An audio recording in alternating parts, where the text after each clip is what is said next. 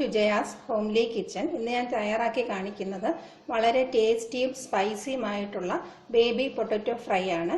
ഇതിൻ്റെ വീഡിയോയിലേക്ക് നമുക്ക് കടക്കാം. ഇന്ന് നമുക്ക് വളരെ സ്പൈസി ആയിട്ടുള്ള ഒരു പൊട്ടറ്റോ ഫ്രൈ തയ്യാറാക്കാം. അതിനായിട്ട് ഞാനൊരു 10-14 ചെറിയ ഉരുളക്കിഴങ്ങ് എടുത്തിട്ടുണ്ട്. ഇതിനെ ബേബി പൊട്ടറ്റോ എന്നാണ് പറയുന്നത്. ഈ ചെറിയ സൈസുള്ള ഉരുളക്കിഴങ്ങ് ഉപയോഗിച്ച് മുഴുവനായിട്ടുള്ളൊരു റോസ്റ്റാണ് ഇന്ന് തയ്യാറാക്കുന്നത്. അപ്പോൾ ഈ ഉരുളക്കിഴങ്ങിൽ ഒരുപാട് മണ്ണും അഴുക്കും ഒക്കെ കാണും. അത് നന്നായിട്ട് കഴുകിയെടുത്തതിന് ശേഷം ഇങ്ങനെ കേടുവല്ലതുണ്ടെങ്കിൽ അതൊക്കെ ചെത്തി മാറ്റി ഇങ്ങനെ എടുത്തു വെച്ചിട്ടുണ്ട്. ഇനി ഇതിനകത്ത് കുറച്ച് ഉപ്പും വെള്ളവും ഒഴിച്ച് ഒരു വിസിൽ വെച്ച് വേവിച്ചെടുക്കണം. പൊട്ടറ്റോ ഫ്രൈക്ക് വേണ്ടിയിട്ട് ഉരുളക്കിഴങ്ങ് വേവിച്ചെടുത്ത് വെച്ചിട്ടുണ്ട്. തോല് മാറ്റി എടുത്ത് വെച്ചിരിക്കുകയാണ്. ചെറുതായിട്ട് തോലൊക്കെ ഉണ്ടെങ്കിലും കുഴപ്പമില്ല. ഇനി ഓരോ ഉരുളക്കിഴങ്ങും എടുത്തിട്ട് നമുക്കൊരു ടൂത്ത് പിക്ക് ഉപയോഗിച്ച് അവിടെ ഇവിടെയായിട്ട് നന്നായിട്ട് കുത്തിട്ട് കൊടുക്കാം.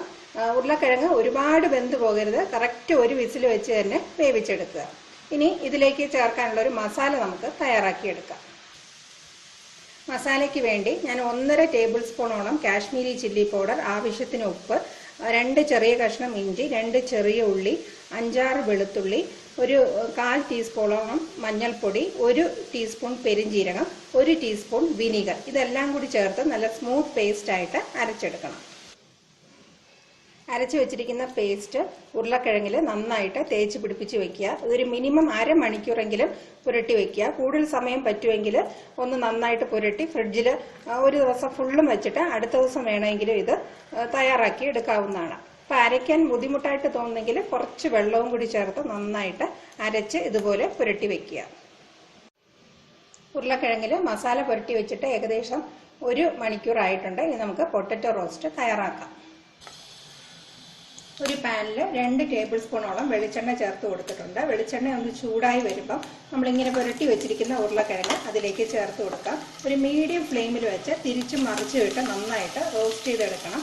ഫ്ലെയിം ഒരുപാട് കൂട്ടി വെക്കരുത്. ഇങ്ങനെ ചെറുതായിട്ട് പുകയുന്ന പോലെ തോന്നുന്നെങ്കിൽ ഫ്ലെയിം നന്നായിട്ട് കുറച്ച് വെക്കണം. ഒരു സൈഡ് കുറച്ചൊന്ന് മൂത്ത് വന്നതിന് ശേഷം തിരിച്ചിട്ട് കൊടുക്കുക. ഒരുപാട് അങ്ങോട്ടും ഇങ്ങോട്ടും ഇട്ട് പൊടിച്ചെടുക്കാതെ ഇരിക്കുക.